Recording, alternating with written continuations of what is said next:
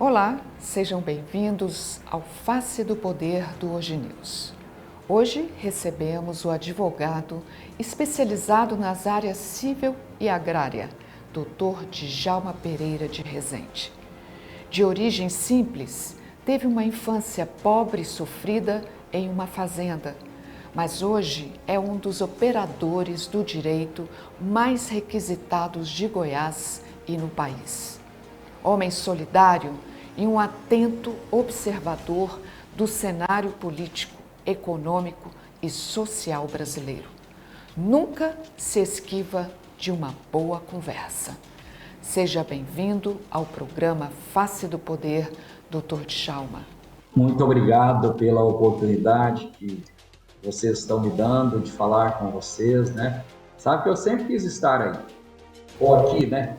A gente fica do lado de cá. Mas com vocês é um programa sério que eu admiro, né? E muito bem avaliado pela sociedade. E nós precisamos de órgãos de imprensa sempre, mas que sejam sérios, né? Que não publiquem meias verdades, né? Publiquem a verdade por inteiro. Sempre, nós sabemos que a imprensa é fundamental em qualquer país, até nos que não são democráticos. Doutor Djalma, muita gente acredita que o senhor só atua na área do direito agrário, mas ultimamente a civil tem ocupado mais a sua agenda. É verdade? É verdade. Tem até um desembargador aposentado, que é advogado, é meu amigo, e ele fala que essa rotulação de direito agrário é para me afastar das outras ações, né? Mas isso é uma brincadeira dele. Mas eu sempre estudei muito, né? O direito civil, o direito constitucional, o direito porque, como você bem disse, eu sou de uma família muito humilde, né? Eu não tinha ninguém para me espelhar para ser advogado, né? Fui carvoeiro, oleiro, engraxate, servente pedreiro, né?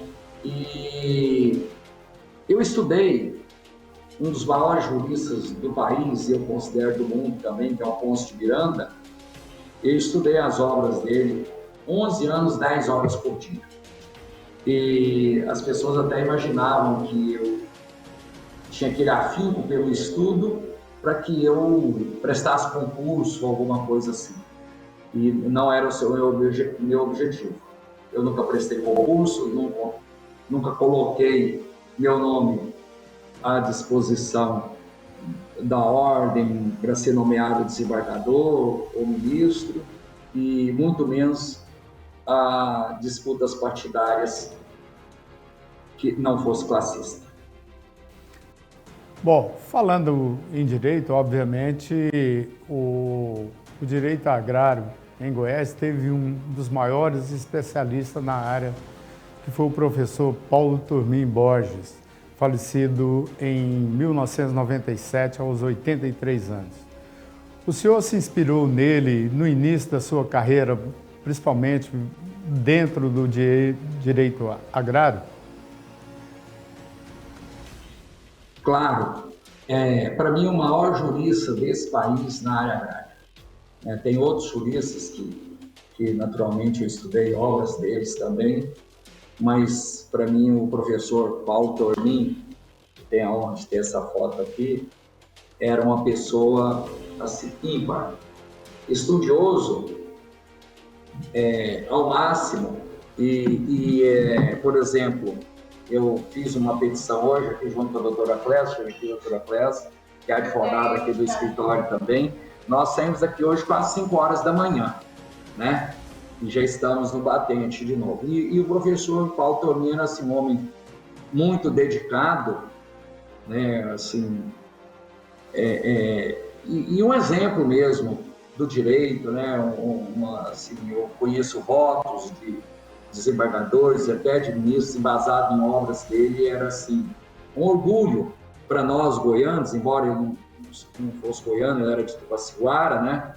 Então, uma pessoa assim, formidável, né? Que hoje, inclusive, era para eu ter uma reunião aqui com o neto dele, mas em razão desse adiantado da hora que nós saímos daqui, nós não tivemos a oportunidade de nos reunir. Mas é uma pessoa que realmente me inspirou, né? Li todas as obras dele e é assim, um orgulho ter conhecido em vida.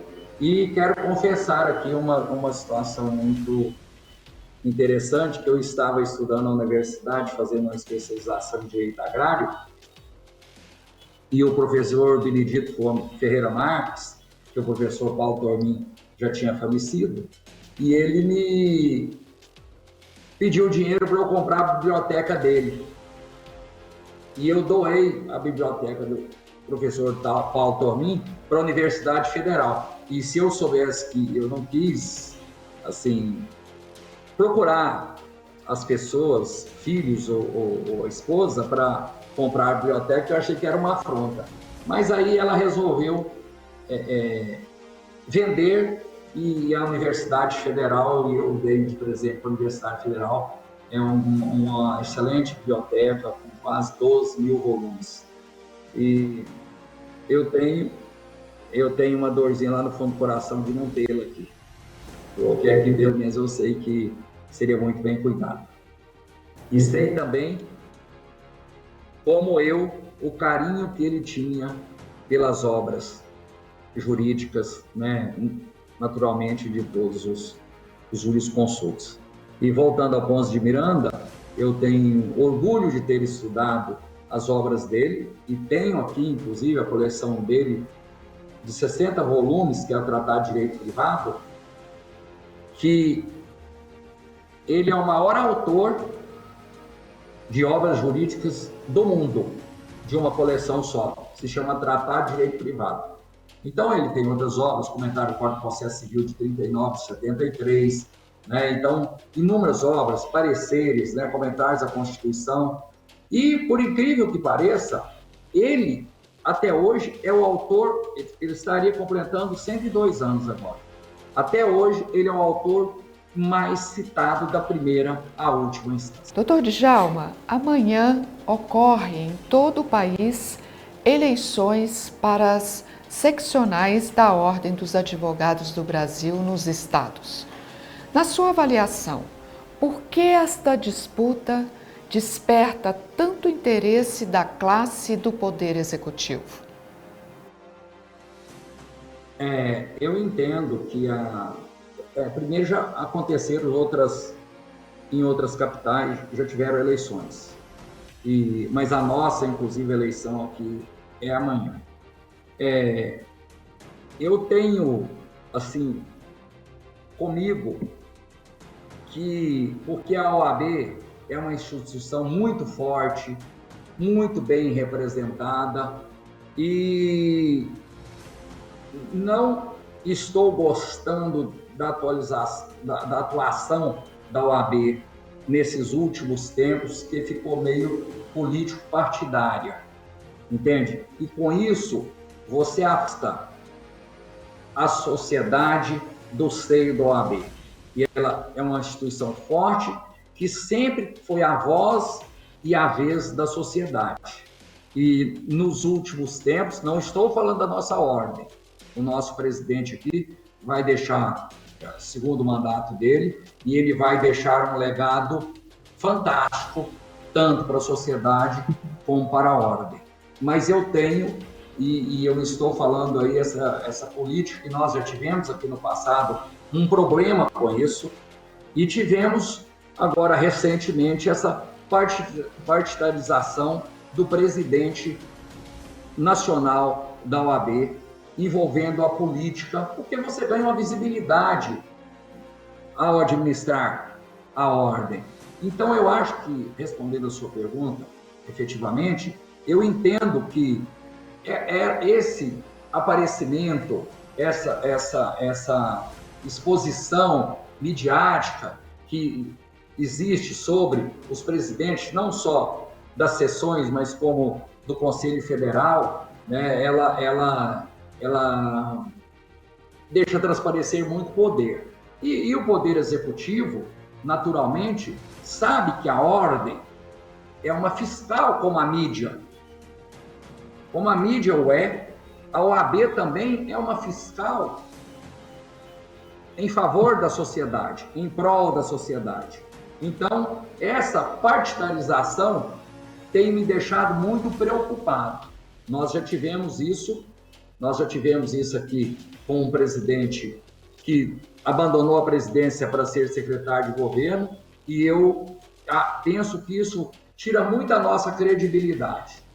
Né? Então, eu estou apoiando o candidato que eu digo, olha, não, nós precisamos dos políticos, eles precisam de nós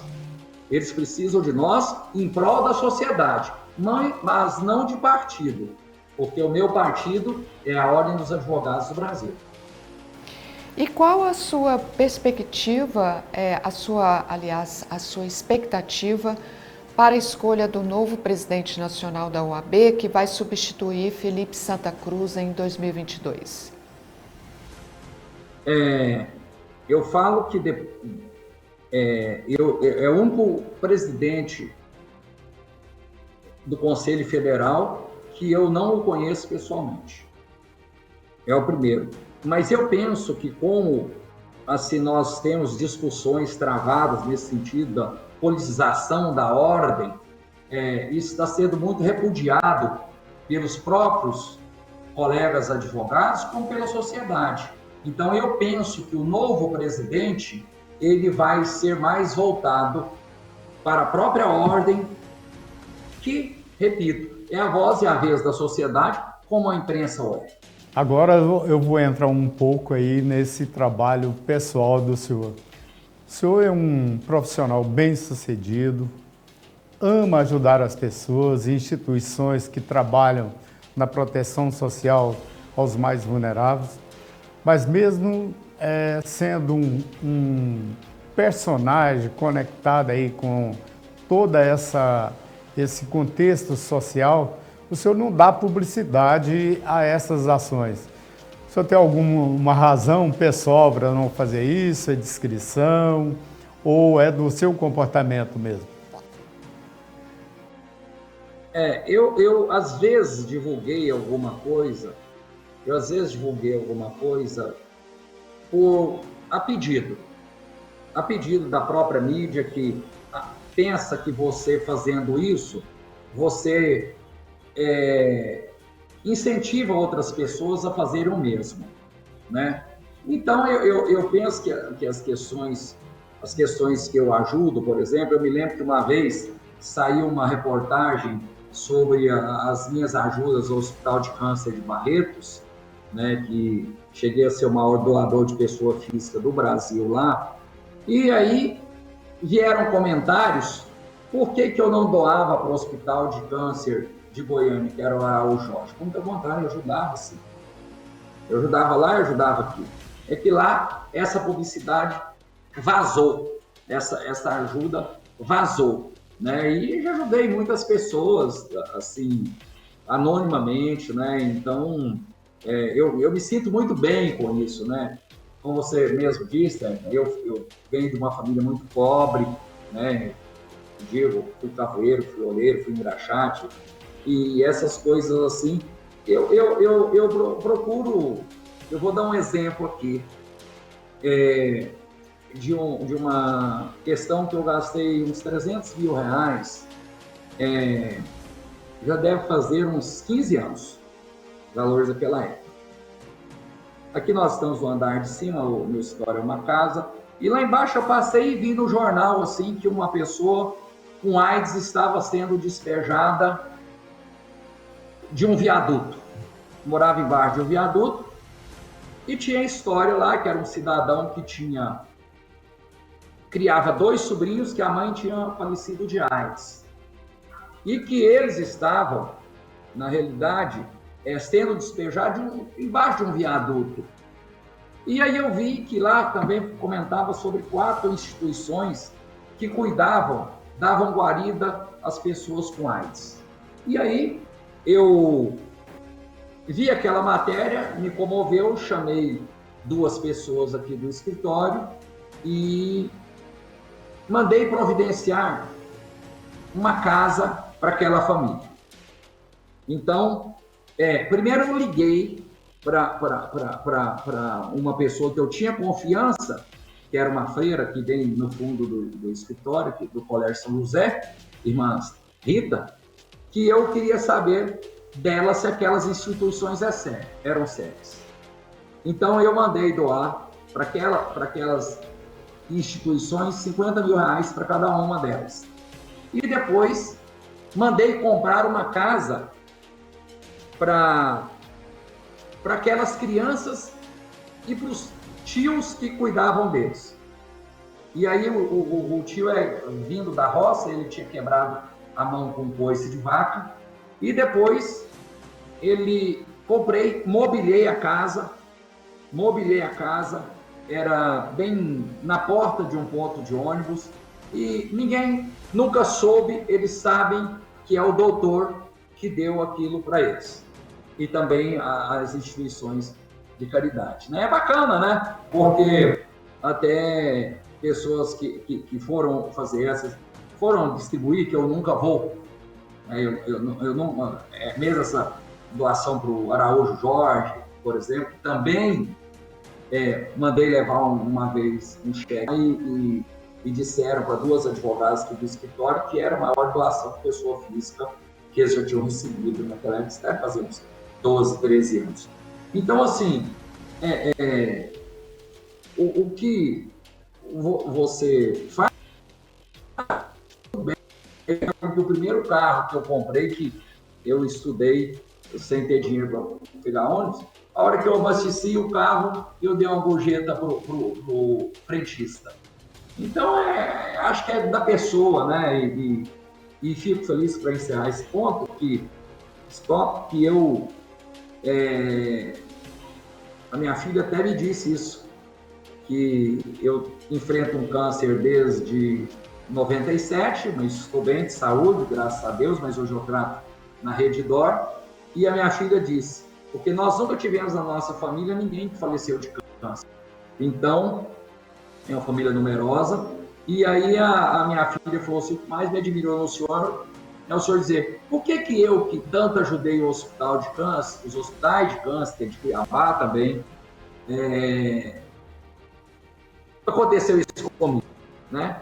Eu falo para ela, olha filha, eu tenho certeza que foi porque eu ajudei esses hospitais e outras pessoas, é que eu não morri. Interessante. Olha, muito bacana. E eu me lembro, doutor Djalma, que em um abrigo, o senhor ficou sabendo que várias vítimas estavam dormindo no chão. E o senhor doou vários colchões para este abrigo. Então, é essa admiração que eu tenho pelo senhor, por esse trabalho belíssimo, né? Além de ser um grande advogado, é solidário. Chegamos ao final de nossa entrevista hoje com este protagonista do direito que ama seu trabalho e gente, mas, sobretudo, tem a obstinação e determinação como bússola, apontando para o sucesso. Obrigada, doutor Djalma. Obrigado, Hermes. Obrigado por hoje. Muito agradecido e estou sempre aqui à disposição. Obrigado ao senhor por ter conversado conosco e continue sempre assim, sucesso, obstinado e determinado em buscar valores e conquistar um mundo melhor para todos nós. E vocês também o fazem. Muito obrigado. E continue fazendo, por favor. Obrigada, Wilson. Que entrevista maravilhosa, interessante. Né? Sem dúvida, Edna. Tão oportuna, considerando a circunstância em que o país se encontra. Tá, as pessoas estão angustiadas e vem um homem, um profissional bem-sucedido e dá uma lição de vida muito importante de solidariedade e soma de valores. É isso aí, Wilson. Mais amor e menos ódio, né? Sem dúvida. O Brasil e o país, e o estado de Goiás precisam muito disso. Isso aí. Obrigada a você pela companhia. Até mais.